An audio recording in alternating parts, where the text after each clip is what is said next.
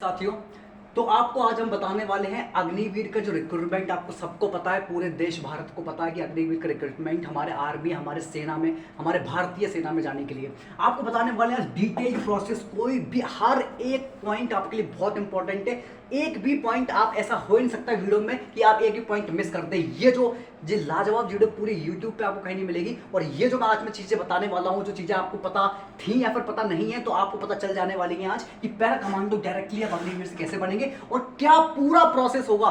पूरा प्रोसेस आपको बताने वाला हूँ, हर एक चीज़ डिटेल में बताने वाला हूँ। तो डिटेल्ड प्रोसेस में सबसे पहले बात करते हैं। हमें पता है कि जो इसका नोटिफिकेशन आ गया था वो 14 जून को आपका आ गया था। जो तीनों सेनाओं की कमेटी बैठी थी उसमें आपको नोटिफिकेशन जारी हो गया था। इसका जो आपका नोटिफिकेशन है वो आपका कब स्टार्ट होने वाला है वो आपको बताएंगे। इसकी चीज पहली बात तो आपको नोटिफिकेशन के बारे में सारी डिटेल बता देंगे। नोटिफिकेशन क्या होगा, आपकी एज लिमिट के बारे में सारा कुछ बता देंगे, सब रिवील कर देंगे। और तीसरा, इसकी जो प्रोसेस है, पूरी प्रोसेस, पूरी सिलेक्शन की प्रोसेस आपको मैं इस वीडियो में बताने वाला हूं। हर चीज, छोटी से छोटी चीज से लेकर, और क्या 12th वाले दे सकते हैं या 10th वाले दे सकते हैं, ये सबसे बड़ी चीज है, ये भी आपको बताने वाला हूं। और ऊपर से आपको मेडिकल में क्या क्या करना पड़ेगा, क्या फिजिकल उसका होगा, कैसे होगा फिजिकल, क्या क्या चीजें होंगी, और आपको पैरा कमांडो में जाने के लिए क्या करना पड़ेगा, अग्निवीर को क्या करना पड़ेगा जिससे आप पैरा कमांडो में जाकर डायरेक्टली रिक्रूट हो जाए और वो प्रोबेशन को कंप्लीट करके एज अ पैरा कमांडो सर्व करें, जो कि परमानेंट कमीशन आप हो जाएंगे एज अ पैरा कमांडो हमारे इंडियन आर्मी में। तो चलिए देख लेते हैं क्या है वो चीजें। तो अब हम आपको बताने वाले हैं कि इसका नोटिफिकेशन रिलीज हुआ था 20 जून को। और अगली बात बताने वाले, इसका एप्लीकेशन कब स्टार्ट होंगे। देखिए, अभी भी एप्लीकेशन की गवर्नमेंट, जो कि इंडियन आर्मी की तरफ से, इंडियन आर्मी की वेबसाइट पर कोई भी अभी नोटिफिकेशन नहीं है कि कब स्टार्ट होंगे। बट उन्होंने ये बता दिया है कि जुलाई के स्टार्टिंग में, फर्स्ट वीक ऑफ जुलाई में की एप्लीकेशन स्टार्ट हो जाएंगे और आपका रिक्रूटमेंट शुरू हो जाएगा। आप रजिस्ट्रेशन कर पाएंगे, आपका फॉर्म फिल होना शुरू हो जाएगा। कौन सी वेबसाइट होगी, जॉइन इंडियन आर्मी वेबसाइट, सबको पता है, उसमें होगी। एज की बात करते हैं तो 17 से 23 साल है। ये सिर्फ इस साल के लिए, इस रिक्रूटमेंट के लिए। अगली साल आपका ये 17.5 से लेकर 21 हो जाएगा, जो कि गवर्नमेंट में एज देयर कॉन्फ्रेंस हुई थी, उन तीनों सेनाओं की बैठक हुई थी, उसमें ये बताया गया है और यही था। और कुछ रिजर्वेशन भी मिलेगा, 10% रिजर्वेशन मिलेगा जो स्पोर्ट्स कोटा के होंगे, जो स्पोर्ट्स कोटा को बिलोंग करेंगे, या फिर जो एनसीसी कैडेट्स होंगे, जिनके पास एनसीसी का सर्टिफिकेट है 12th तक या फिर 12th के पहले, अगर उन्होंने एनसीसी किया है तो उनके लिए भी थोड़ा सा रिलैक्सेशन होगा, स्पोर्ट्स कोटा के लिए रिलैक्सेशन होगा। अब बात कर लेते हैं इसकी अलग चीजें, वो सारी डिटेल में बता देते हैं क्या है वो चीजें। अब बात कर लेते हैं दोस्तों की इसकी एलिजिबिलिटी क्या होगी। आपको बताने वाला हूं कि ये जो एलिजिबिलिटी मैं बताने वाला हूं बहुत को बता देते हैं। तो आपकी जो एजुकेशन क्वालिफिकेशन है बहुत इंपॉर्टेंट है हर एक भर्ती के लिए, क्योंकि इसमें 4 पोस्ट है टोटल, और उसके लिए कौन कौन अप्लाई कर सकता है वो इंपॉर्टेंट है। अगर थोड़ी सी मिस्टेक की तो एप्लीकेशन फॉर्म पे आप मिस्टेक कर देंगे, आपका पूरा एप्लीकेशन फॉर्म कैंसिल हो जाएगा। तो इसलिए सारे कैंडिडेट जितने भी जो हमारे देश के जाने के लिए जो हमारे जो हैं, वो ध्यान से इस वीडियो को, एलिजिबिलिटी क्राइटेरिया को ध्यान से देखें। देखिए, जो भी जीडी में जाना चाहता है, जनरल ड्यूटी, अग्निवीर से जो भी इंडियन आर्मी में जनरल ड्यूटी में जाना चाहता है, उसके लिए 10th पास होना बहुत ही आवश्यक है। 40% मार्क्स एग्रीगेट, मतलब 45% मार्क आपके टोटल होने चाहिए 10th में, और 33% ईच सब्जेक्ट में आपके 33% मार्क्स होने चाहिए। आई थिंक आपको समझ में आ गया होगा। बात करते हैं, अगर आप अग्निवीर से आप अगर टेक्निकल वाले में जाते हैं, जो कि 3 होती है, एक जनरल ड्यूटी, टेक्निकल और एक क्लर्क वाली भी बात करेंगे, तो उसमें 10+2 मतलब 10th भी चाहिए प्लस 12th चाहिए। और 12th किस स्ट्रीम में चाहिए, पीसीएम, फिजिक्स, केमिस्ट्री और मैथ में होना कंपलसरी है, जो टेक्निकल वाले हैं। 50% आपको टोटल परसेंटेज चाहिए, आपके 12th में इतने होने चाहिए और 10th में भी इतने ही होने चाहिए।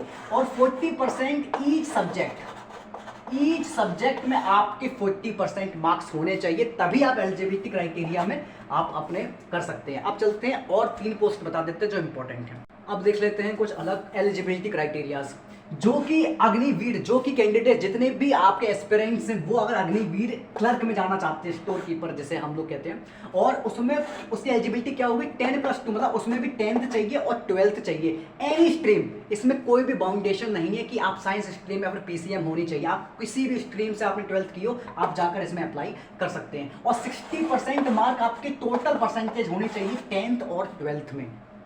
और जो 50% है वो ईच सब्जेक्ट में आपके 50% होने चाहिए 12th के मार्क्स में, 12th के सारे सब्जेक्ट्स में। अब बात करते हैं अग्निवीर के ट्रेडमैन की जो भर्तियां आती हैं, वो तो आपको सबको पता है। एक आती है 10th के बेस पे और एक आती है 8th के बेस पे। तो 10th के बेस पे उसमें 10th पास चाहिए और 33 ईच सब मिनिमम जो है ना वो ईच सब्जेक्ट में आपके 33 होने चाहिए।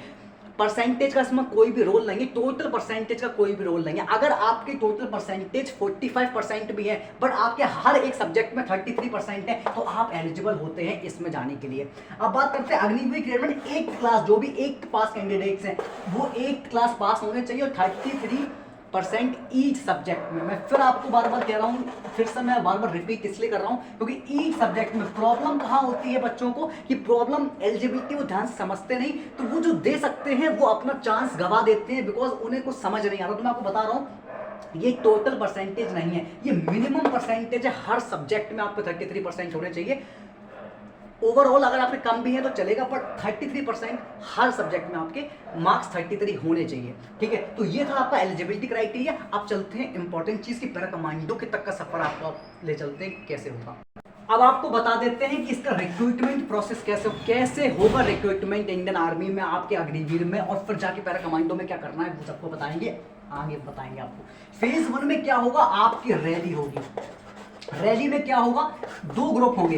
एक ग्रुप बनाएगा ग्रुप 1 जो कि आपके वो ऊपर की जो 3 वैकेंसीज हैं जो आपकी टेक्निकल, जो आपकी जीडी और क्लर्क के लिए ग्रुप 1 है, और ग्रुप 2 है वो ट्रेडमैन की 10th पास और 8th पास, ये है ग्रुप 2। अब ग्रुप 1 में क्या करना होगा वो समझ लीजिए। रैली में होगा क्या एक्चुअली, देखिए 1600 मीटर की आपको रनिंग करनी है। कितने मिनट में, 5 मिनट 30 सेकेंड में आपको रनिंग करनी है और आपको 10 पुलअप्स करने हैं। हर चीज डिटेल में बता रहा हूं, ध्यान से देखते जाइए। ग्रुप 2 मतलब ट्रेडमैन 10th और 8th पास के लिए आपको क्या करना है, 1600 मीटर की आपको रनिंग करनी है 5 मिनट 45 सेकेंड में और 8 से 9 पुलअप करने हैं।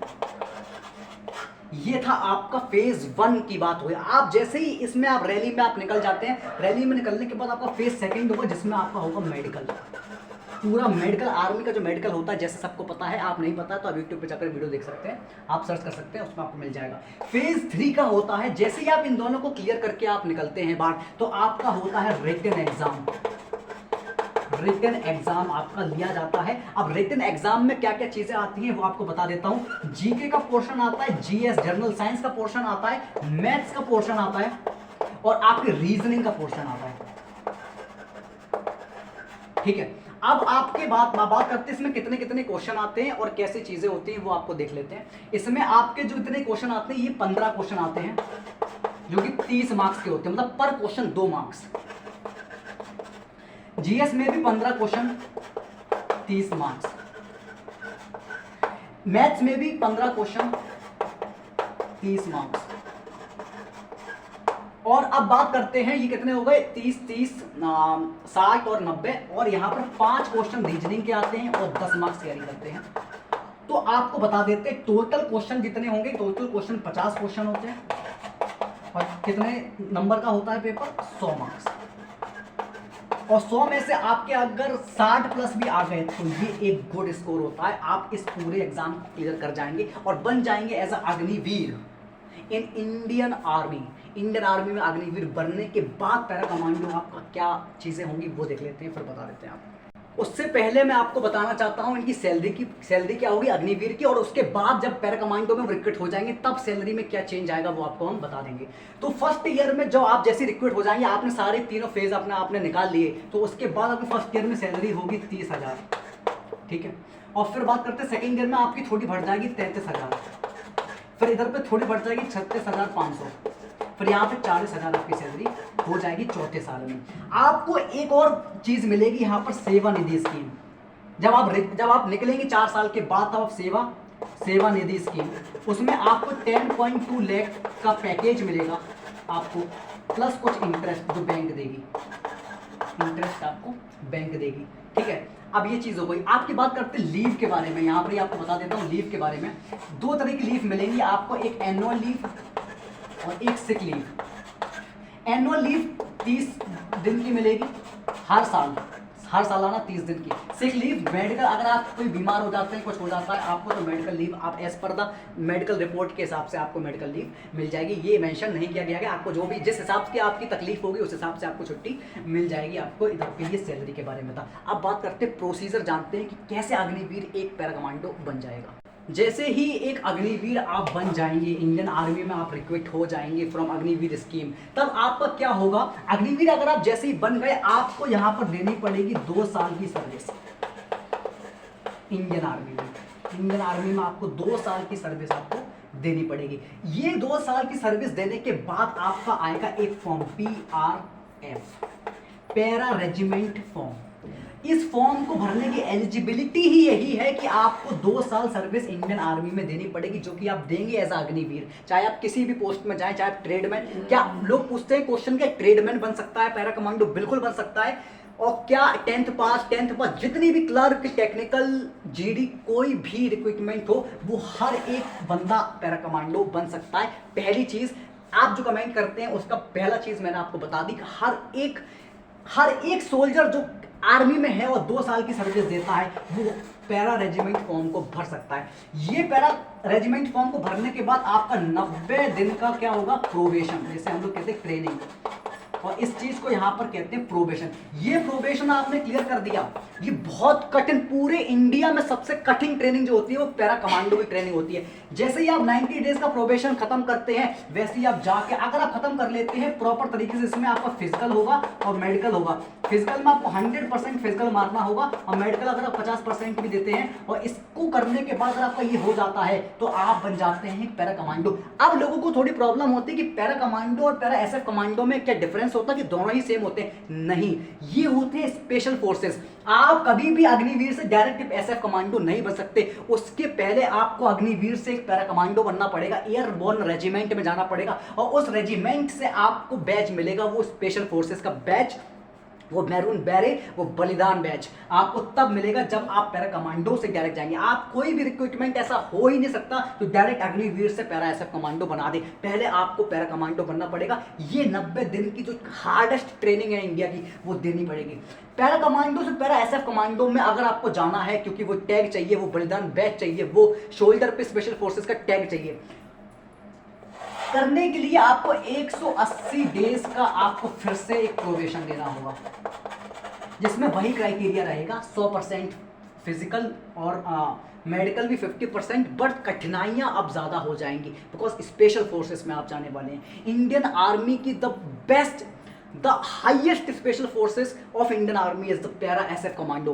Para SF commando, para special forces commando, वहां पर आप जाके पैरा SF कमांडो बन जाएंगे। अगर आपने ये 190 डेज का प्रोबेशन, द हार्डेस्ट प्रोबेशन आपने कंप्लीट कर लिया, you can become from Agniveer to the para commando for any process, for any recruitment, for the tradesman, clerk, GD, सारे लोग जाकर आपके पैरा SF कमांडो जाकर बन जाएंगे। तो दोस्तों ये थी वीडियो, और ये आपको मैंने बता दिया सारा पैरा कमांडो के ऊपर, और कि क्या क्या प्रोसीजर थे। अगर आपको अभी भी कुछ डाउट है तो आप जाकर मुझे कमेंट सेक्शन में देख सकते हैं, मैं आपके कमेंट जरूर पढ़ता हूँ और रिप्लाई जरूर दूंगा। तो जय हिंद दोस्तों, आपका दिन शुभ हो।